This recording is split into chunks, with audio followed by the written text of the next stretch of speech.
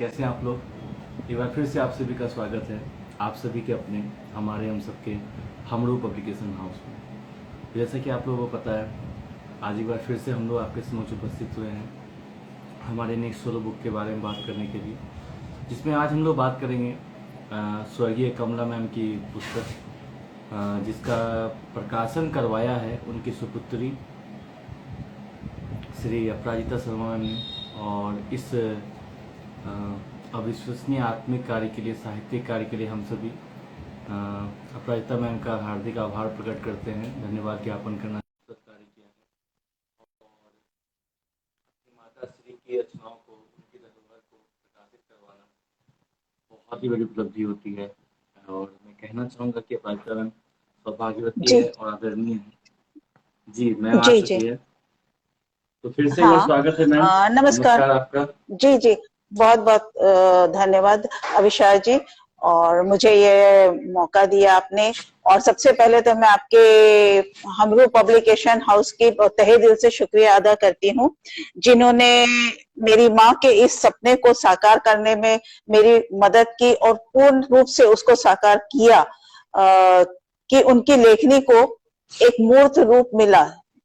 वो उनकी बहुत इच्छा थी, जो कि अनफॉर्चुनेटली उनके जाने के बाद पूरी हो पाई है, लेकिन फिर भी दिल में ये सुकून तो है कि हम कर पाए माँ के लिए। जी तो जी मैम, बहुत बहुत अच्छा लगा आपने हमें आभार व्यक्त किया, और सच में आपने बहुत ही आत्मिक कार्य किया है साहित्य के क्षेत्र में। ये एक काफी अतुलनीय योगदान रहेगा आपका कि आपने आदरणीय के जाने के बाद भी उनकी जो स्वप्न थी उनको पूरा किया, उनके धरोहर को आपने प्रकाशित जी करवाया, अमरता प्रदान जी की। इसके लिए हम लोग जी इतना हाउस आपका, आपको अपनी कृतज्ञता प्रकट करना चाहता है, और आपको हमारा सत्कार। जी। धन्यवाद। जी तो जैसा कि सभी को मैं एक बार फिर से बता दूं, तो आदरणीय कमला मैम की जो रचनाएं हैं उनको श्रीमती अपराजिता मैम ने प्रकाशित करवाया है। तो वार्ता करेंगे हम जी लोग शुरुआत में कमला मैम के बारे में, आपकी जी माता श्री के बारे में। तो उनके बारे में जो भी जी जानकारी हम लोग जानना चाहेंगे वो आपके समक्ष ही जानेंगे, आपके माध्यम से ही, सौजन्य से ही जानना जी चाहेंगे। तो मैम शुरू से बताइए उनके जी बारे में कि उनकी लेखनी का सफर, लेखनी की यात्रा कहाँ से प्रारंभ हुई, कैसे प्रारंभ हुई। तो मैम के बारे में बताइए। जी। मेरी मेरी माँ जो है, वो बहुत ही मतलब कुशाग्र बुद्धि की वो थी। और उनका एक्चुअली फैमिली बैकग्राउंड में थोड़ा सा ये हो गया था कि वो जब 2-3 साल की थी तब उनकी माँ की डेथ हो गई थी, और वो 13 वर्ष की अवस्था में जब आई तो उन्हें पढ़ने के लिए गुरुकुल भेज दिया गया था। तो वहां पर 13 वर्ष की अवस्था में उन्हें ज्ञात हुआ कि उनके फादर भी नहीं रहे। उस वक्त वो हुँ, जो मानसिक अवसाद में चली गई थी, और उन्होंने उस समय से कलम थामी थी। आज भी मेरे पास उनकी लेखनी जो है, कविताओं के रूप में जो संग्रह जो मुझे उन्होंने सौंपा है, उसमें मैं डेट देखती हूँ तो कुछ 1954 की डली हुई है, कोई 1953 की डली हुई है। मतलब उस समय जब वो अवसाद से निकलने के लिए उनको सबसे बेस्ट यही लगा कि वो अपने विचारों को किसी को व्यक्त नहीं कर पा रही थी, तो उन्होंने उस वक्त से लिखना शुरू किया। और आज की जो ये किताब हमारी जिसके बारे में अपन बात कर रहे हैं, ये है कृष्णा जी की स्टोरी है, जो उस वक्त उस समाज में उस समय जब बाल विवाह होते थे, और वो एक ऐसे वर्ग से थी कि जो मतलब अपनी पहचान बनाना चाहती थी, पिछड़े वर्ग से बाहर आके, बाल विवाह से बाहर आके अपने एक पहचान बनाना चाहती थी। तो उन्होंने भी अपने से वो भी पढ़ने के लिए कन्या गुरुकुल हाथरस आई थी। तो उस दौरान जब मेरी माँ मानसिक अवसाद में थी, तो उन्होंने उनकी एक, क्या बोलना चाहिए, मेडिकल तब तो इतनी फैसिलिटी होती ही नहीं थी, उन्होंने ही इनको संभाला हर तरह से, मानसिक रूप से, शारीरिक रूप से। और यहाँ से उन दोनों की दोस्ती की शुरुआत हुई, और जो ताउम्र रही। और ये कहानी जो है वो उन दोनों के जीवन के उतार चढ़ाव को लिए हुए है। जी, तो काफ़ी यहाँ से ये मेरी माँ का लेखनी प्रेरणादायक है। सफर शुरू हुआ। जी, यहाँ से शुरू हुआ और अंत तक उनका सफर लेखन का जारी रहा। उसके बाद उनका जब विवाह जल्दी हो गया था, उसके बाद भी उन्होंने हम 4 भाई बहन होने के बाद फिर से अपनी अधूरी छूटी हुई शिक्षा को पूरा किया। और ये है कि वो हर जो डिग्री उन्होंने ली सब मैं वो मेरिट में रही, गोल्ड मेडल के साथ एमए संस्कृत किया उन्होंने। उसके बाद उन्होंने पीएचडी ज्वाइन की, जो अनफॉर्चुनेटली लास्ट चैप्टर उनका आने तक उनके गाइड की डेथ हो गई, वो पूरी नहीं हो पाई। उसके बाद उन्होंने बीएड किया, वो भी स्वर्ण पदक के साथ। तो उनकी इस तरह से उनकी लेखनी जो है निखरती भी चली गई और उनके जीवन के अनुभव वो सहेजती चली गई। उन्होंने कहीं छपवाने की कोशिश इसलिए नहीं की क्योंकि मेरे फादर का ट्रांसफरेबल जॉब था, हर 2-3 साल में चेंज हो जाता था, तो वो लिखती गई और सहेज के रखती चली गई। ये उनका सफर रहा जी। पूरी जिंदगी का। जी जी। तो आगे हम लोग जानना चाहेंगे कि उनकी जो पाठन की जो शैली थी या पाठन की जो रुचि थी, उसके बारे में हम लोग संक्षिप्त जी जानना चाहेंगे, जितना शॉर्ट में आप बता सकें। जी, क्या क्या जी पढ़ना जी जी पसंद है, उनके कितना? जी हाँ, उनके साहित्य में बहुत ज्यादा रुचि थी और वो हिंदी साहित्य के लगभग उस समय के जितने भी जाने माने लेखक थे सबको उन्होंने पढ़ा था। और संस्कृत की वो खुद स्कॉलर थी, तो संस्कृत का भी उन्हें बहुत गहन रुचि थी संस्कृत पढ़ने में। और उसमें भी उन्होंने जितनी भी किताबें उन्हें उपलब्ध होती थी वो जरूर पढ़ती थी। और उन्होंने ही हम सबकी आदत डाली कि रोज सोने से पहले कुछ 2-4 पन्ने पढ़ें। तो वो एक पाठन की रुचि हम लोगों में भी आई है माँ के कारण ही।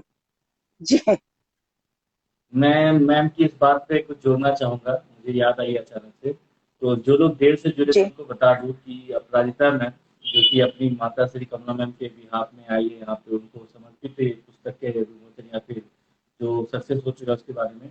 तो बताना चलो सभी को कि अपराजिता मैम की खुद की भी एकल पुस्तिका आ रही है हमारे साथ, काफ़ी रचनाएं मैम भेज चुकी है।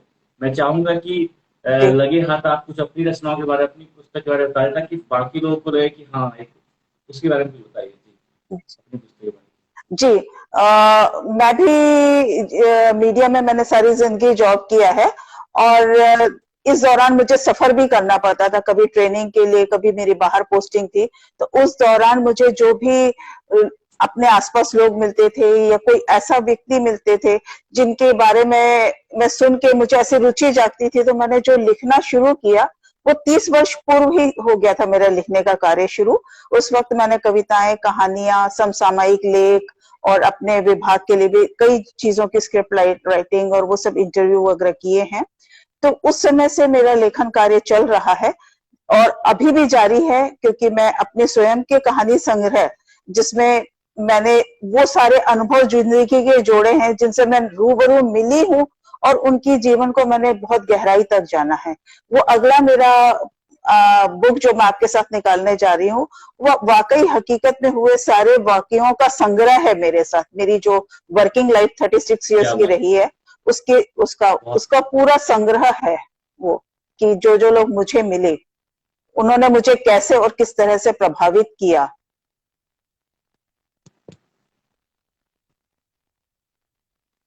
जी बहुत खूब। मैं चाहूँगा कि जितने भी छात्र छात्राएं जो नवोदित रचनाकार हैं वो मैम से प्रेरणा लें और लिखन के क्षेत्र में हाथ आजमाएं, क्योंकि सबसे पहले तो मैम एक बेटी बहुत अच्छी है, उम्दा बेटी। उन्होंने माँ के जाने बाद उनके प्रयास के बारे में बार बार इसलिए बोलूँगा कि ये एक प्रेरणा है, इससे लोगों को उत्साह मिलेगा। और साथ ही साथ मैम एक उम्दा रचनाकार भी है। मैम की एक पुस्तक आ रही, मैंने बताया तुरंत हमारे साथ आ रही है। और साथ ही आगे बढ़ते हुए मैं कमला मैम की, आपकी जी माता श्री की कुछ रचनाएं अगर आप पढ़ना चाहें जो आपकी मनपसंद हो, तो हम सभी काफी आह्लादित हो जाएंगे। तो कोई भी रचना कमला मैम की जो आपको पसंद हो या उनको पसंद हो, कोई भी एक सुनाइए मैम, आग्रह। जी वो मतलब जब अकेले हो गई थी तो वो जो है ईश्वर की बहुत आराधना करने लगी थी। और मुझे लगता है 1954 की लिखी हुई इनकी शायद ये कविता जो है वो ईश्वर के लिए ही उन्होंने लिखी थी। ये 2-4 लाइनें हैं, मैं बहुत लंबा तो नहीं बता सकूंगी क्योंकि बहुत लंबे उनके लेखन है ईश्वर के ऊपर, लेकिन ये कविता मुझे लग रहा है उन्होंने उन क्षणों में लिखी है। ये 1954 की डेट डली हुई है। इन क्षणों में ओ मेरे निराकार, अथक यत्न करने पर भी आकार रहित, वाह, तीव्र रूप ज्योत्स्नामयी तुम्हारी मोहन छवियां मुझे सिमट सिमट कर घेर लेती हैं।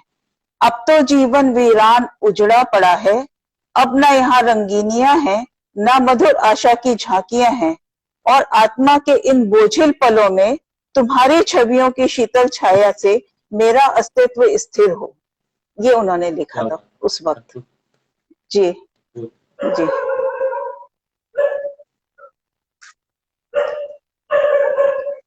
और पुस्तक का शीर्षक ये तो मैम कृष्णा है, मतलब श्री कृष्ण को, आत्मिकता जी को, आत्मिक को मतलब दर्शाया हुआ है, समर्पित है।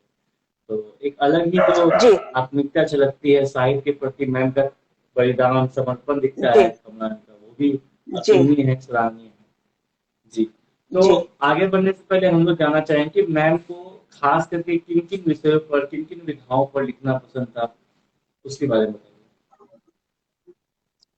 मेरी माँ को लेखन में सबसे ज्यादा पसंद थी कविताएं, और उनकी रुचि समसामयिक उसमें भी थी, और वो नारी नारी विषय पे लिखना उनको बहुत प्रिय था, क्योंकि वो नारी स्वयं एक नारी होते हुए उन्होंने आसपास के समाज में और उस वक्त के माहौल में नारी के साथ जो जो चीजें हो रही थी, चाहे वो बहुत अच्छी हो जिसमें नारी को प्रोत्साहित किया जाता था, जैसे ये इस उपन्यास की जो नायिका है उसके दीदी जिया जी ने उसको उस बाल विवाह से बाहर आकर उनको अपना अस्तित्व बनाने के लिए प्रेरित किया।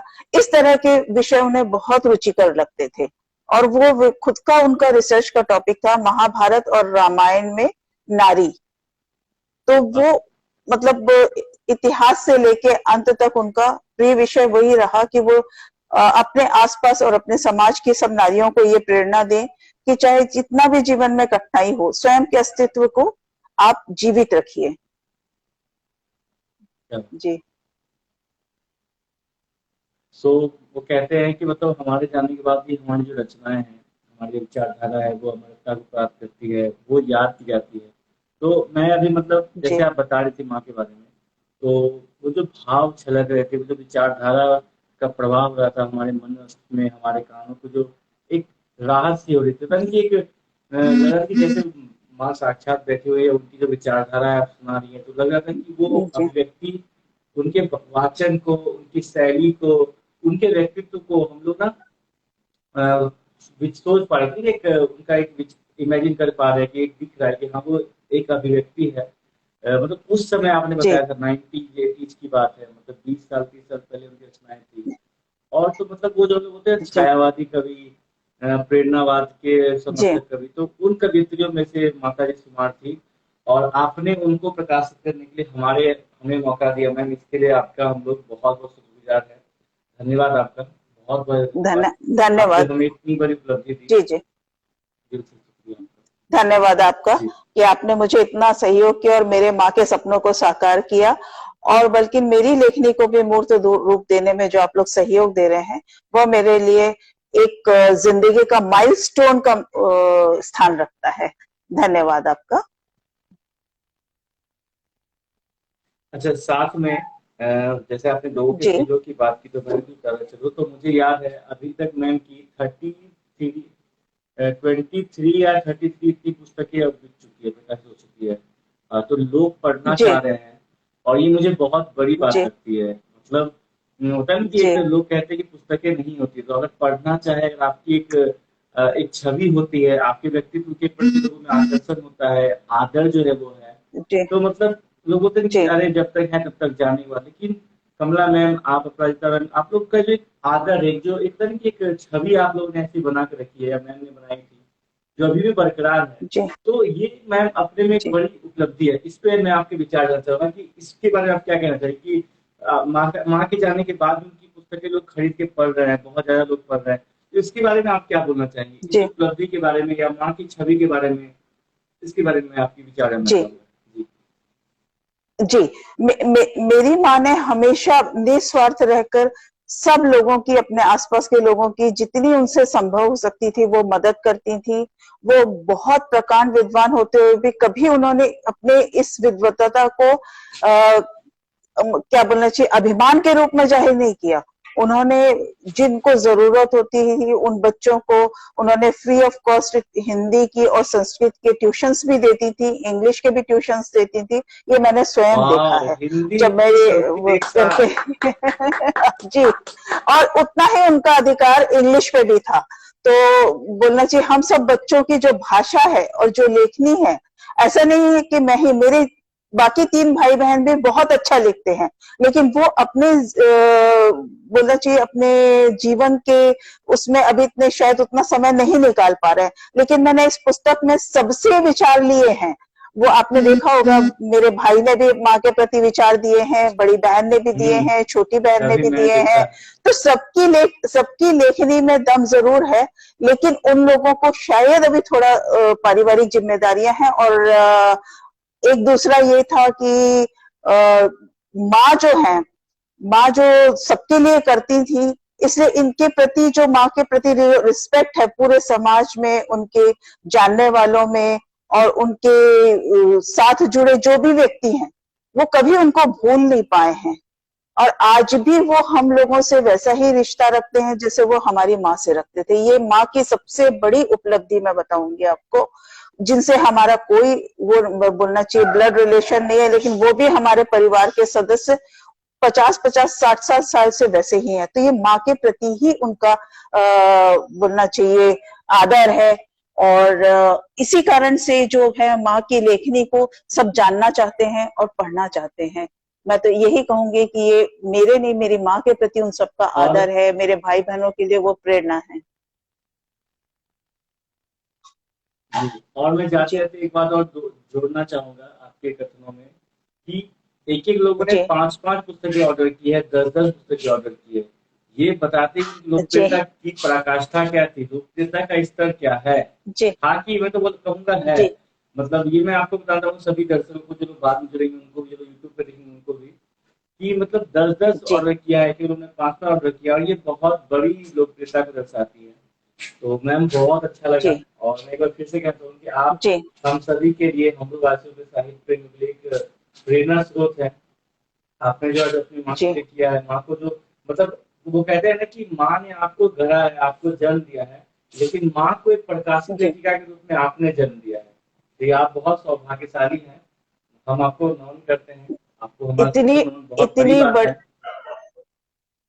जी, मैं आपके बहुत तहे दिल से शुक्रगुजार हूँ अभिषार जी। ये मेरा सपना साकार तो किया आपके हमरू पब्लिकेशन ने। ये हम सब चारों भाई बहनों के लिए बहुत गर्व की बात है कि हम आपसे जुड़े और आपने हमारे सपनों को, माँ के सपनों को मूर्त रूप दिया। बहुत बहुत धन्यवाद आपका। तो मैम वार्ता काफी सुखद रही, आत्मिक रही, और आशा करता हूँ जब आपकी जी पुस्तक आएगी फिर आपसे एक बार रूबरू होंगे, फिर आपसे बात वार्ता होगी। तो बिल्कुल। आज के लिए जी जी आपसे जी विदा लेना चाहेंगे, और वार्ता काफी सुलभ रही, जी काफी सजग रही। बहुत अच्छा, धन्यवाद मैम आपका। नमस्ते, थैंक यू मैम, जी thank you very much, god नमस्कार ब्लेस यू। नमस्कार। Thank you. सभी का जी नमस्कार, थैंक यू वेरी मच।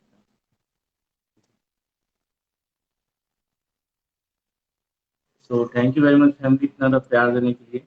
आप लोग हैं साथ, तो इतने सफर को हम लोग आगे बढ़ा के चल रहे हैं। दिल से शुक्रिया, दिल से नमस्कार, और फिर मिलते हैं एक नई सोलो कथा के साथ, नए फैमिली मेंबर के साथ। तब तक पढ़ते रहिए, लिखते रहिए, चमकते रहिए, और हम लोग के साथ आगे बढ़ते रहिए। Love you all.